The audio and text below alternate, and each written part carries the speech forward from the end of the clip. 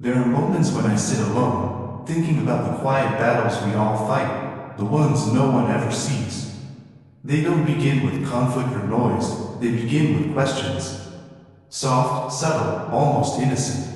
In this world that glorifies confidence and speed, deception rarely shouts anymore. It whispers, and in those whispers, I've learned, lies can hide in plain sight. Have you ever heard a question that sounded harmless, even caring, yet something deep inside you tensed up before you could explain why? The tone was gentle, the smile kind, and still, something within you stirred in defense. You answered politely, only to realize moments later that you had just stepped into a trap woven from words. That was the moment I understood. Manipulation often arrives dressed as understanding. A liar doesn't always build their web with statements. Sometimes they use questions, the kind that force you to doubt yourself, to apologize for feelings you should have trusted. They make you believe the enemy isn't them, it's you. And by the time you recognize the pattern, you've already turned your sword inward. The ancients knew this long before we did. Seneca wrote that deceit attacks the imagination first, then the soul. Epictetus warned that we suffer not from the world itself, but from our interpretation of it. And Marcus Aurelius, calm as stone, reminded himself that the mind can remain unshaken if it learns to see clearly. I used to read those words and think they were meant for philosophers. But life has a way of teaching philosophy through pain. 2,000 years later, the tactics haven't changed, only the settings have. Lies no longer come solely from emperors or rivals. They come from co-workers, lovers, family members. Sometimes they wear perfume, sometimes they send emojis, but at their core, they aim for the same thing, to plant doubt so deep that you water it yourself. That's why, in this reflection, I want to explore the 5 most dangerous questions a liar can ask, the subtle hooks meant to control your emotions. And more importantly, how the Stoics would have met those questions with stillness instead of rage. Because once you see the pattern, you can step out of it. You can stop being anyone's pawn and begin living as your own master again. Stay with me until the end, not for me, but for you. Because clarity is strength, and awareness is the beginning of freedom. The first question is deceptively simple. Why are you being so sensitive? It sounds like curiosity, doesn't it? Like someone trying to understand you. But behind that tone hides the first bullet fired by a gaslighter. I've heard it before, from people who smiled as they spoke, people who made me feel guilty for simply noticing what was wrong. Hidden inside that question is not care, it's accusation. It says, you're weak, you're overreacting, the problem isn't me, it's you. Pause and remember a moment in your life when you felt that sting. Maybe you were in a relationship, trying to explain that something hurt you, only to be met with laughter. Oh, come on, you're too sensitive. Or perhaps you stood at work, pointing out an ethical concern, and someone waved it off. Don't take it so personally, it's just business. That phrase, just business, has excused more cruelty than any single lie I know. Because it asks you to detach your heart from your conscience. It teaches you to ignore that quiet alarm inside that says, something isn't right. What these people truly want is not peace. They want control, and the first thing they must take from you is your trust in your own perception.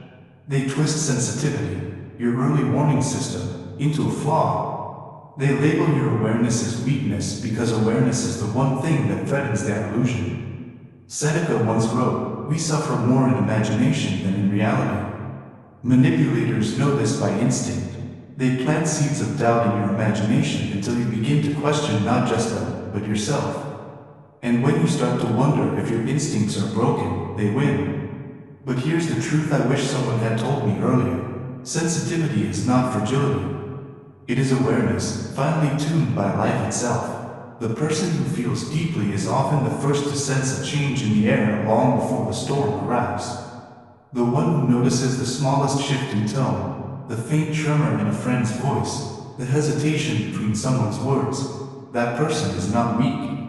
They are awake. I've seen it in every field of life. A financial analyst who spots tiny inconsistencies in the books, mocked as paranoid, later praised as the hero who uncovered a multi-million-dollar fraud. A mother who senses something off in her child's silence, dismissed as overprotective, only to find her intuition save that child from harm. A husband who can feel the growing distance in a wife's eyes before she admits it herself. Sensitivity, when guided by truth, is the earliest form of wisdom. It's the whisper before the earthquake, the tremor before collapse. Yet, in a world that worships numbness and calls it strength, awareness is often punished. Marcus Aurelius offered the antidote to this centuries ago. He said, "If someone can prove me wrong, I will gladly change, for I seek truth, not victory." To me, that means this. People who genuinely care for you will never weaponize your awareness. They will welcome it, even if it makes them uncomfortable, because they value growth over ego. Only those who have something to hide fear your perception. So when someone asks, "Why are you being so sensitive?" don't defend yourself, don't argue, just breathe and look at them calmly. Say, "I'm not being sensitive, I'm being observant." That single sentence shifts the entire balance of power. Because liars rely on your emotional reaction to feed their illusion. When you stay grounded, you reveal their emptiness. You hold up a mirror they cannot bear to see. And sometimes, silence becomes your greatest weapon. When awareness becomes strength, the masks around you begin to crack. You start to see through tone, through charm, through every little performance meant to control your perception. That's when the liar feels the pressure, and the mask begins to slip. Then comes the second question. "You trust me, right?" It sounds soft, even affectionate, like an invitation to safety. But beneath that gentleness lies a command. It isn't really a question at all. It's a trap disguised as intimacy. Because anyone who demands trust instead of earning it has already shown their hand. Think about it carefully. A trustworthy soul never needs to beg for belief. Their actions do the talking. Their consistency, their honesty, their quiet reliability.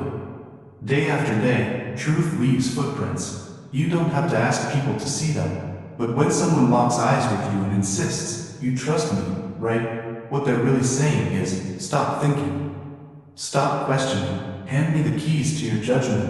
Epictetus once warned that it is impossible for a man to learn what he thinks he already knows. Liars understand this better than anyone. They use that false question to close the door of curiosity. They make you feel guilty for being careful, ashamed for wanting proof, afraid that your caution might look like disloyalty. But caution is not betrayal. Caution is wisdom wearing armor. It is the quiet voice that whispers, "Something doesn't fit, pause." Picture this. A business partner who refuses to show the numbers but leans closer and says, "Trust me." Or a lover who hides their phone behind their sleeve, repeating the same line, "Don't you trust me?" In both cases, what they crave is not trust, they crave obedience.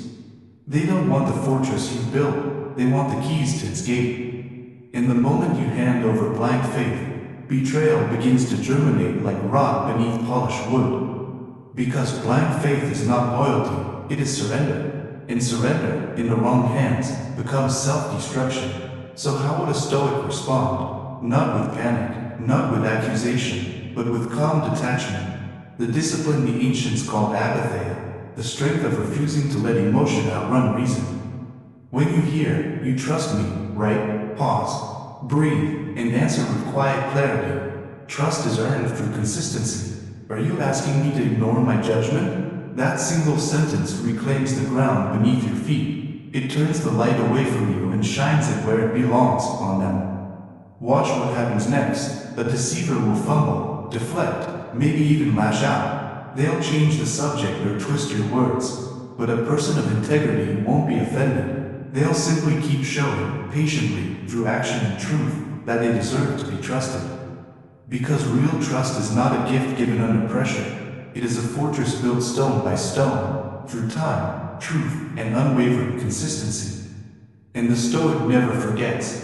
To give away that fortress too quickly is to surrender your peace. Then comes the third question, sharper and more deceptive still. Are you accusing me of something? This one is clever, a masterstroke of reversal. It looks like a simple inquiry, but it's actually a shield, a way to flip the frame and put you on trial. Here's how the game unfolds. You raise a concern. You notice a detail that doesn't add up. You ask a question because you value clarity. and suddenly, instead of receiving an answer, you're met with a sharp counterattack. Wait, are you accusing me of something? In that instant, the ground shifts. You're no longer the observer, you become the villain. The spotlight that should have illuminated their behavior is now scorching your own intentions. This tactic forces you into defense. You scramble to clarify, to soften your words. No, that's not what I meant. You start explaining instead of observing, apologizing instead of listening, and that's when you lose your power. Marcus Aurelius once wrote, "The best answer to anger is silence." But Stoic silence is not weakness, it is mastery. It means refusing to play the game on someone else's terms. Imagine a courtroom. If the guilty can make the judge apologize, the trial collapses. That's exactly what this question is engineered to do, to blur truth through guilt. So how should you respond? With stillness, with composure. When someone snaps, "Are you accusing me of something?" do not rush to fill the silence. Hold your ground, keep your gaze steady, let the air between you grow honest and heavy.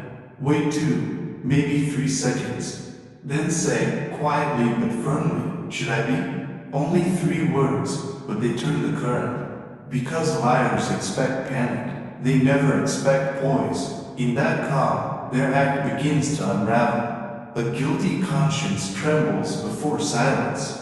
An innocent heart stands unafraid. I've seen it in boardrooms and living rooms alike.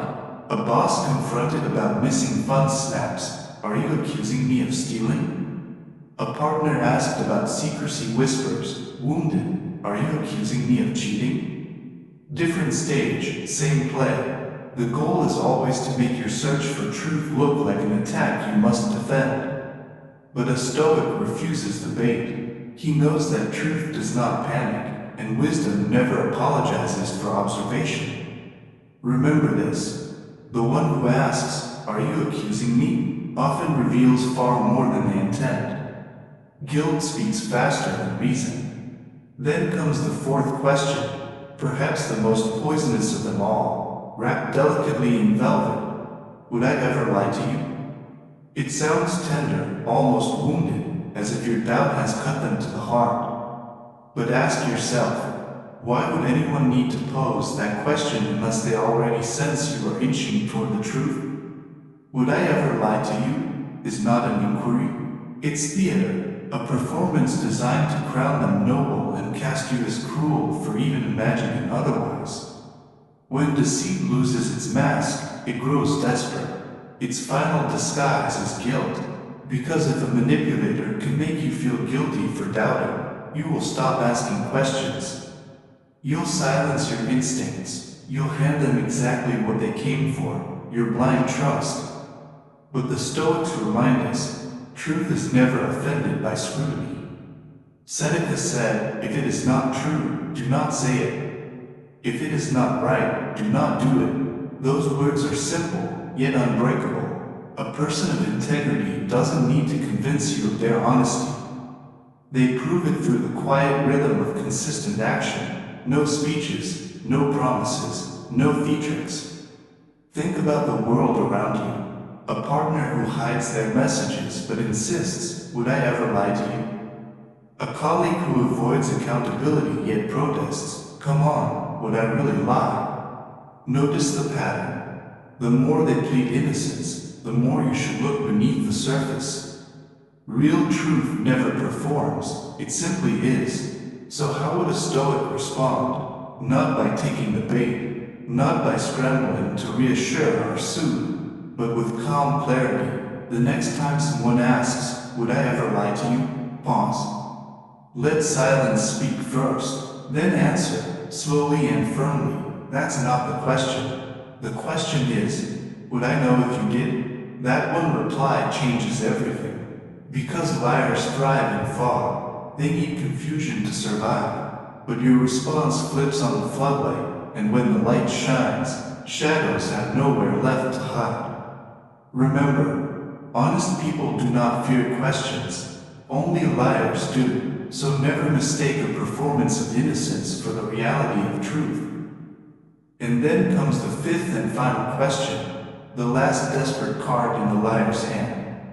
Can't we just move on? It sounds peaceful, doesn't it? Like closure, like healing. But look closer. This question is not about resolution, it's about escape. What they're really saying is, I don't want accountability. I don't want to face what I've done. I just need you too tired to keep searching. And that, right there, is how so many lies survive. Not because the liar outsmarts the truth, but because the truth seeker grows weary. Marcus Aurelius once wrote, if it is not right, do not do it. If it is not true, do not say it. Did you notice what he didn't say? He never added, unless it's inconvenient. For the Stoic, truth has no expiration date. It doesn't fade because time has passed or because someone demands peace. Truth remains truth, whether spoken or silenced. Think of the world we live in. A company caught in scandal says to its employees, let's not dwell on the past, let's focus on the future. A spouse exposed in betrayal pleads, why keep bringing this up? Let's move forward. But in both cases, their plea is not for healing. It's for silence. It's an attempt to bury what still festers in the dark. So how does the Stoic respond? Not with rage, not with endless argument, but with unwavering calm. When someone says, can't we just move on? You breathe, let your words settle like stones in still water, and answer, I'll move on when I understand what happened, not before. That single sentence anchors you in truth. It tells the manipulator they can no longer rush you. It declares that your peace is built on clarity, not exhaustion. Liars hate this moment because they thrive on your fatigue. They want you too tired to keep asking, too drained to keep seeing. But when you refuse to surrender, when you stand still in quiet certainty, their game ends. Remember, moving on is not about speed, it's about honesty.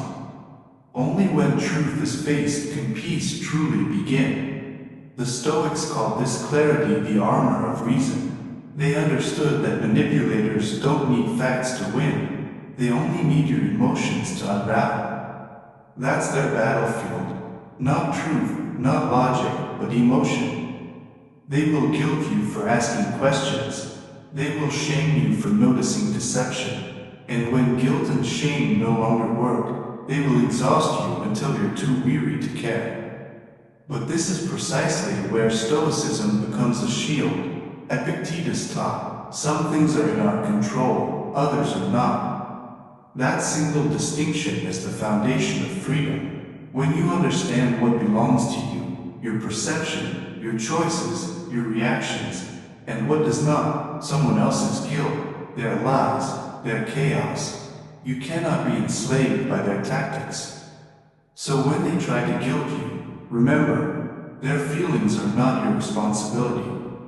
When they accuse you of being too sensitive, remember, your awareness is not weakness, it's strength. And when they try to wear you down, remember, time is neutral. Truth has no deadline. The Stoic does not move at the liar's pace. He observes, he breathes, he chooses each response with precision, as if holding the sword of reason steady amid a storm of emotion. Imagine standing in that storm. The winds howl, the rain lashes, thunder crashes overhead, but inside, you remain unmoved. That is the Stoic state of mind, calm when others lose control. Clear when others are blinded, steady when the world trembles. Because here lies the secret manipulators never expect. Their greatest weapon only works when you react. Take away your reaction, and their weapon shatters. Silence becomes your armor, observation becomes your power, detachment becomes your liberation. So the next time someone tries to twist your perception, don't rush. Don't panic. Simply ask yourself, is this within my control or outside of it? With that single question, you reclaim your freedom. You return to yourself, calm, clear, unshakable.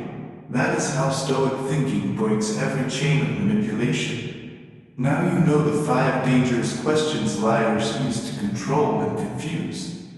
Each one is a calculated move on the chessboard of human behavior.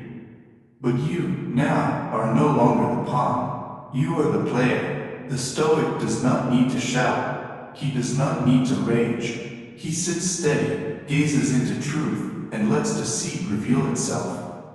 Seneca, Epictetus, Marcus Aurelius, across centuries, they whispered the same truth. The man who sees clearly is dangerous, not because he is violent, but because he cannot be controlled. So remember this, you are not cruel for having standards. You are not harsh for seeking truth. You are not weak for noticing deception. You are awake, and in a world of shadows, the awake are feared. Choose clarity, choose reason, walk as a Stoic warrior, calm, observant, and unshakable. If this reflection speaks to your spirit, take a moment now, like this message, subscribe to the Light of a Growth Mindset, and share it with someone who needs it today. And in the comments, write just 3 words: I choose clarity.